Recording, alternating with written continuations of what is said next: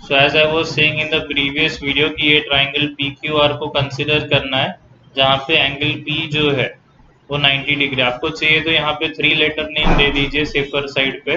तो ये M angle के जगह पे आप P M Q is equal to 90 degree लिख सकते हैं, और यहाँ पे पी के जगह पे आप लिख सकते हैं angle Q P R is equal to 90 degree.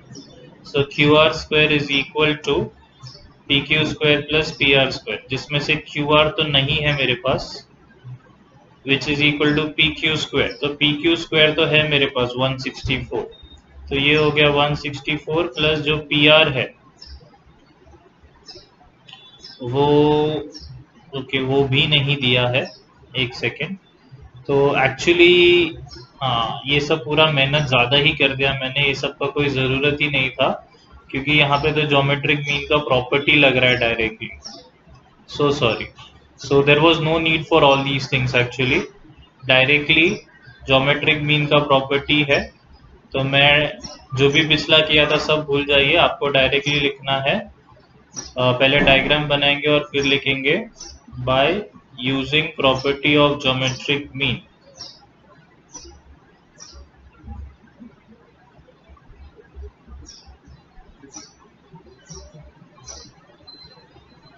हम बोल सकते हैं कि पी एम का square is directly Q M into M R, बराबर है, क्योंकि ज्योमेट्रिक मीन का प्रॉपर्टी कब लगता है, जब राइट एंगल ट्राइंगल के राइट एंगल से एल्टीट्यूड बनाया जाता है सामने।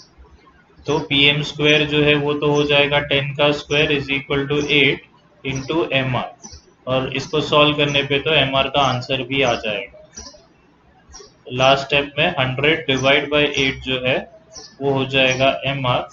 तो आप 100 डिवाइड बाई 8 अलग से कर लीजिए, अब ये कोई बड़ी बात नहीं होनी चाहिए। आंसर है 12.5, और यूनिट्स कोई मेंशन नहीं है इसलिए आंसर है 12.5 यूनिट्स। 100 डिवाइड बाई 8 करना बहुत सिंपल है, 8 1 ज़ा 8, 2 0, 8 2 ज़ा 16, ये 4 बचा और अभी कुछ है नहीं इसलिए पॉइंट 0, और 8 5 ज़ा 40, इसलिए आंसर आ जाएगा 12.5 यूनिट्स। सो ये तो काफ़ी स्ट्रेट फॉरवर्ड निकला, बिना मतलब कि वो सब पूरा मेहनत कर लिया हमने, ज़रूरत नहीं था। अब ये जो थर्ड सम है आप खुद ट्राई करेंगे, क्योंकि मैंने अभी भी आपको ऐसा सम बताया है कि वो पाइथागोरन ट्रिपलेट है कि नहीं है। फोर्थ वाला क्वेश्चन है, find the length of the hypotenuse of a right angle triangle if remaining sides are 9 centimetre and 12 centimetre. काफ़ी स्ट्रेट फॉरवर्ड सम है, ऑलरेडी हम कर चुके हैं ऐसे टाइप का सम। आपको डायरेक्टली इसका स्क्वायर और इसका स्क्वायर निकालना है, ऐड करना है, तो आपको मिलेगा 81 और यहाँ पे मिलेगा 144, ऐड करेंगे तो मिलेगा 225, और उसका स्क्वायर रूट ले लेंगे तो आपको लेंथ ऑफ द हाइपोटेनस मिल जाएगा जो कि है 15। तो ये थर्ड और फोर्थ सम दोनों आप खुद करेंगे, काफ़ी स्ट्रेट फॉरवर्ड है। फिर भी नहीं समझ में आया तो मुझे बताइए।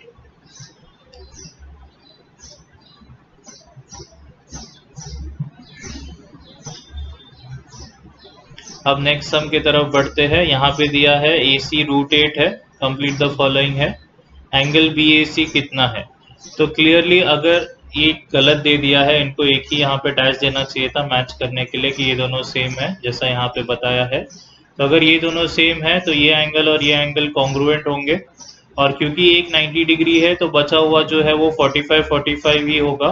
तो इसका मतलब है एंगल बी ए सी जो है वो 45 डिग्री है। तो इससे हमें प्रॉपर्टी पता है कि ये जो साइड ऑपोजिट टू 45 डिग्री है is equal to 1/√2 times the hypotenuse. Reason है 45 डिग्री 90 डिग्री टाइप ट्राइंगल, तो यहाँ पे लिख सकते हैं ये रीजन के उधर it is a 45 90 degree triangle, ठीक है। या फिर ऐसा भी लिख सकते हैं कि side opposite to 45 degree is equal to 1/√2 times the hypotenuse. पिछले सम्स में मैंने लिखा के दिया हुआ है, तो ये हो जाएगा 1/√2 इंटू √8, और अब ये जो √2 है, अब यहाँ पे इन्होंने √8 को ही 2√2 लिख दिया है, तो ये तो एज इट इज ही आएगा वापस, क्योंकि √8 ही 2√2 होता है, और फिर √2 और √2 यहाँ का कट होके हमें आंसर मिल जाएगा 2। तो फाइनल आंसर 2 है। तो आई होप आपको समझ में आया है, ये प्रॉपर्टी की वजह से आया, ये एज इट इज कॉपी किया क्योंकि AC के जगह पे √8 लिखा है, फिर √8 को ही 2√2 लिखा जा सकता है ये वाले लॉजिक से। अगर हम इसे फैक्टराइज कर देंगे तो हमें ऐसा मिलेगा जिसमें से ये दो का पेयर बनेगा जिसका एक 2 बाहर आएगा और ये जो अंदर रह जाएगा वो अंदर ही है, तो इसीलिए √8 को हम 2√2 लिख सकते हैं। तो उसी को लिखा है, तो ये वापस एज इट इज कॉपी और फिर √2 कट, तो आंसर मिला 1 into 2 which is 2. So I hope this is clear, and with this we are done with question number 3A as well.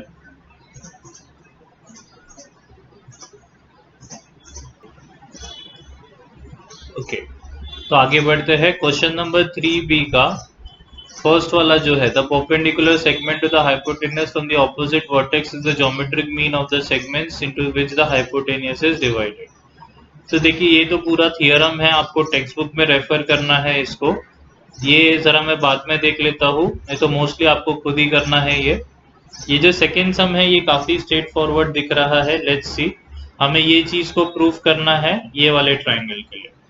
तो यहाँ पे मुझे दो राइट एंगल ट्राइंगल दिख रहे हैं, यहाँ पे और यहाँ पे, तो उसी को पहले कंसिडर कर लेता हूँ। तो in triangle A B D, angle A D B is 90 degree. Safer side पे 3 लेटर नेम लिख रहा हूँ। तो बाय पाइथागोरस थ्योरम, आप फुल फॉर्म लिखेंगे। पाइथागोरस थ्योरम से क्या बोल सकता हूँ कि ए बी स्क्वायर जो है that is equal to A D square plus B D square.